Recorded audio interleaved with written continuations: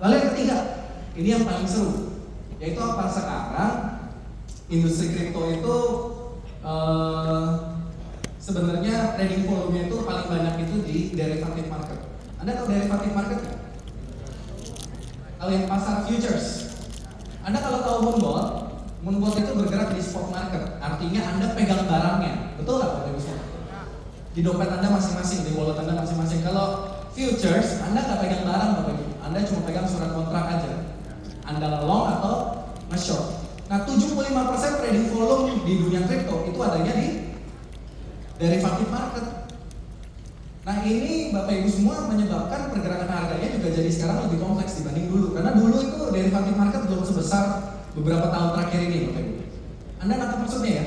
Jadi gini, kalau derivative market Anda bisa pasang long, Anda bisa pasang short.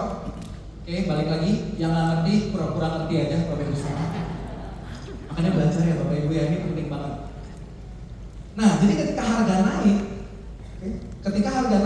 orang itu kan FOMO, betul nggak Bapak Ibu? Mereka pasang long semua, pasang long semua pasti. Nanti di atas ada titik likuidasinya, itu yang menyebabkan pemain besar nanti gerakin harga ke bawah dulu, supaya yang di atas kelikuidasi semua, nanti baru dinaikin lagi.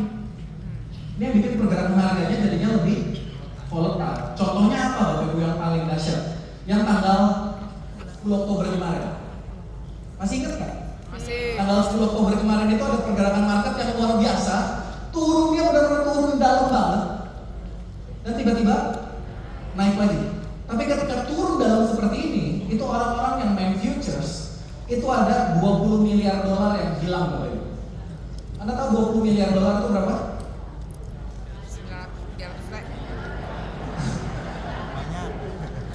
Banyak. Nol berapa tuh Bapak Ibu kalau dirupiahin?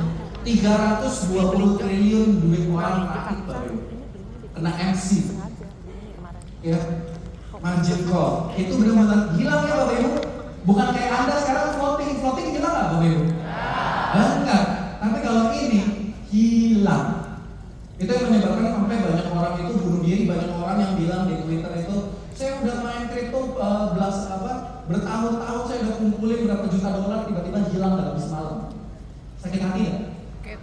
Oh, saya baca aja sakit, apalagi dia Bapak Ibu. Betul nggak? Siapa suruh nggak pakai Moonbot?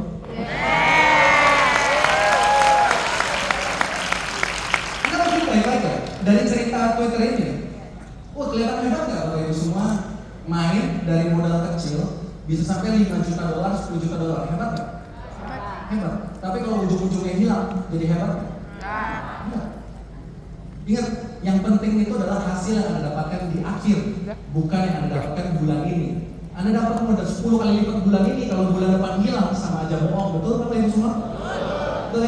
Makanya Bapak Ibu di Moonbot itu yang kasih suggestion, kasih saran ke saya, Pak, kenapa Moonbot itu nggak main di market future saja? Jujur Bapak Ibu, kalau saya serakah, saya bikin Moonbot robotnya bisa main di futures juga, bisa? Bisa banget, saya bisa banget buat itu. Dan saya bisa dapat hasil yang jauh lebih besar, pasti Bapak Ibu. Karena pemain futures itu trading volume pasti jauh lebih besar. Tapi kenapa sampai detik ini Moonbot itu cuma main di spot saja?